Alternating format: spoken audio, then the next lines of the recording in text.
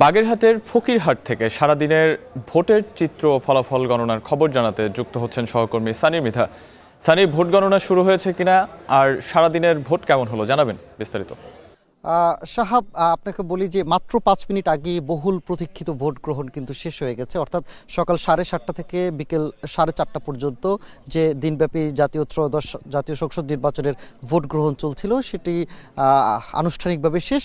এর মধ্যে আমার ডান পাশের যে গেট রয়েছে সেটি কিন্তু বন্ধ করে দেওয়া হয়েছে। অর্থাৎ এখন কোনো ভোটার যারা ভোট দিতে পারেনি তারা আর প্রবেশ করতে পারবে না। তবে আমি আজকে 3টি জেলায় আসলে আমি যাওয়ার চেষ্টা করেছি এবং 3টি জেলার বিভিন্ন ভোট কেন্দ্রে গিয়েছি। বেশ কিছু জায়গাতেই আমরা যদি বলি যে সেখানে কিন্তু আমরা উৎসব মুখর একটা পরিবেশে ভোট গ্রহণ করতে দেখেছি। বিশেষ করে সকালবেলা অনেক বেলা করে, বিশেষ করে পিরোজপুরে যখন আমি ছিলাম তখন বেলা করে দেখেছি ভোটাররা আগ্রহ নিয়ে, উৎসাহ নিয়ে, উদ্দীপনা নিয়ে কিন্তু ভোট কেন্দ্রে এসেছেন, তারা ভোট দিয়েছেন। অনেকে প্রথমবারের মতো ভোট দিয়েছেন, তাদের উৎসাহ উদ্দীপনার কথা আমাদের কাছে প্রকাশ করেছেন, আমাদের সাথে বলেছেন। এর পাশাপাশি কিন্তু অনেকে আবার অভিযোগ করেছেন যে বিগত আমলে তারা যে ভোট দিতে পারেনি সে একটা ক্ষোভ থেকেও কিন্তু অনেকে ক্ষোভ প্রকাশ করেছেন যে প্রথমবারে দিয়েছি, সেই ক্ষোভটি আসলে অনেকটাই প্রলেপ পাবে।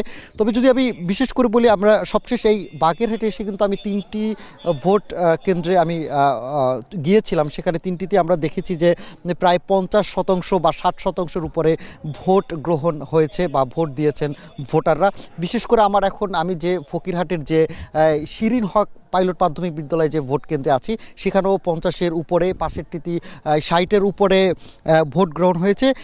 এখন কিন্তু এই যে ভোট গ্রহণ শেষে ব্যালট বাক্স নিয়ে কিন্তু এখানকার রিটার্নিং কর্মকর্তার যে অফিস আছে বা সহকারী রিটার্নিং কর্মকর্তার অফিসে ব্যালট বাক্সগুলো নিয়ে যাওয়া হবে। সেখানে ভোট গণনার কার্যক্রম শুরু হবে এবং সেখান থেকে পরবর্তীতে আমরা তথ্য জানাতে পারবো। তো সাহাব, এই ছিল আমার কাছে বাগেরহাট থেকে ভোট গ্রহণের সবশেষ খবর। ভোট গ্রহণ শেষে এবার ভোট গণনার পালা শুরু। বাগেরহাটের ফকিরহাট থেকে বিস্তারিত জানাচ্ছিলেন সহকর্মী সানি মৃধা।